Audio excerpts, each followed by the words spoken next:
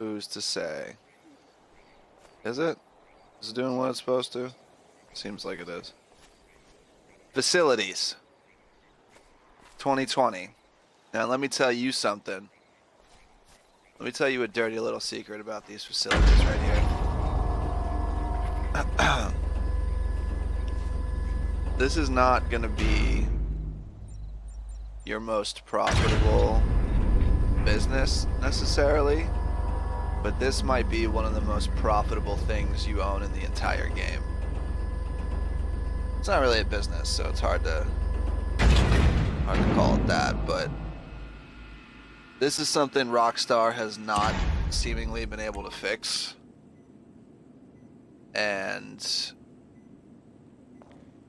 if you are not aware of this, I'll get into that in a little bit, but basically this is the facility in all its glory. The giant, sprawling, CIA-level underground bunker. If you own an Avenger, or if you want to buy an Avenger, or if you want to buy like that truck back there, like the missile barrage truck, or if you want to buy a jetpack, I believe you have to store all of them in a facility. So you would need to buy the facility first before purchasing all of those. Definitely the Avenger. Then you go back here,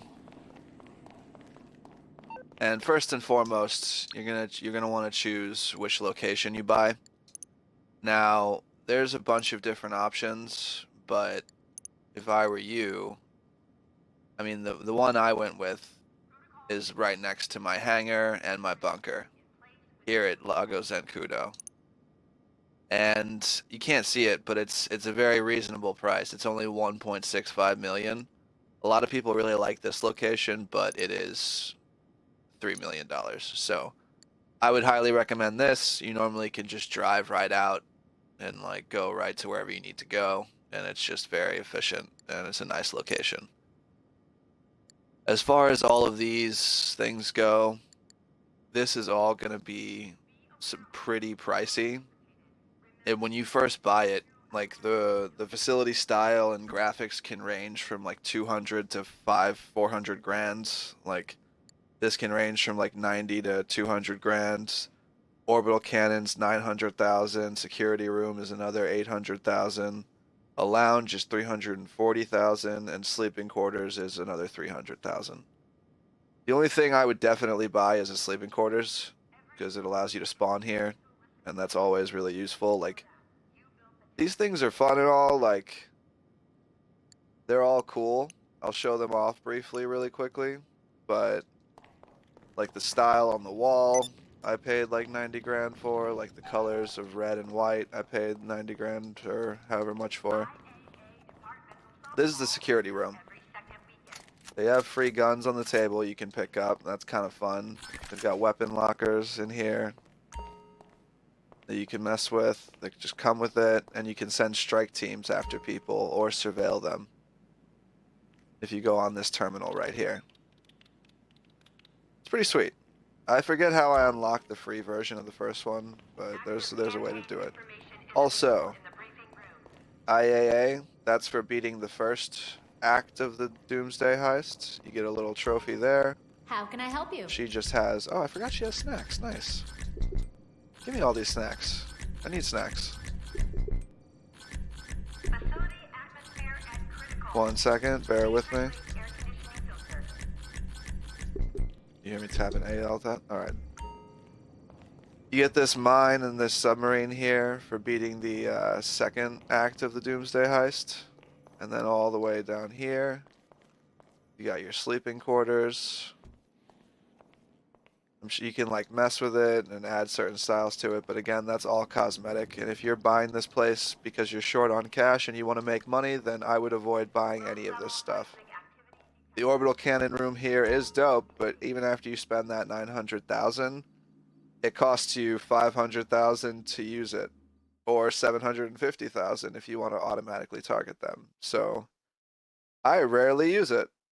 It's cool. It's a cool option to have, but yeah, if you want to actually fire the cannon, it costs a whole bunch of money, just like in real life. Let's see, what else?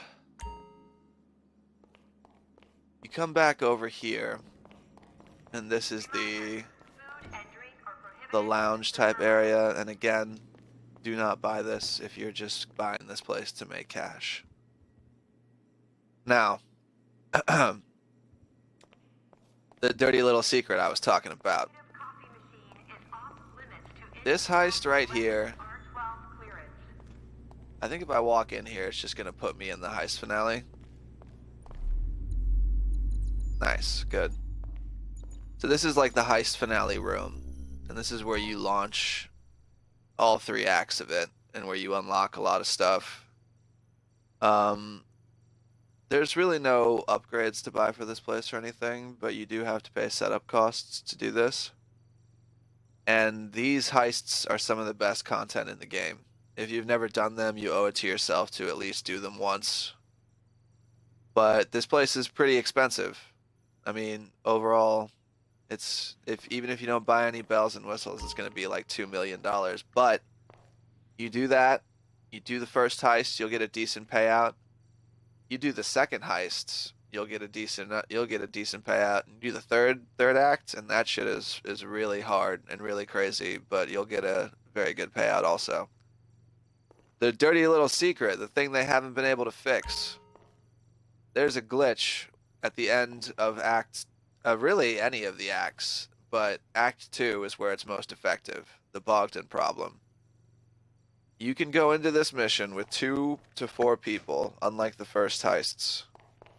You can go in with a buddy, you can give him 85% of the take, which is about $1 million on hard mode, and you can go in and 2-man the heist. 1 person goes into the sub, 1 person stays outside. And if you go on a boat, none of the helicopters that come will attack you. Just sit on a boat in the water and wait for your boy, and leave the Avenger parked on the beach. If you pull it off and get to the very end of the heist, right when the screen flashes green and the cutscene starts, you can quit the game if you're the host. And your partner will get paid $1 million, and you'll still have your heist finale. And if they have a heist finale, they can then do that for you. And you guys can swap off and get $1 million each every 15 minutes. Like, I've made a lot of money very legitly in this game, but I've also made like probably $30 million from doing that. So if you want to learn how to do that, just look up Bogdan Problem glitch. I don't know, maybe if enough people knew about it, they would fix it, but like it's been out for years that that's a thing you can do, and they haven't fixed it or updated it. So I don't think they can. It's just a matter of internet connection speeds and them not wanting to fuck over people who legit get disconnected for some reason.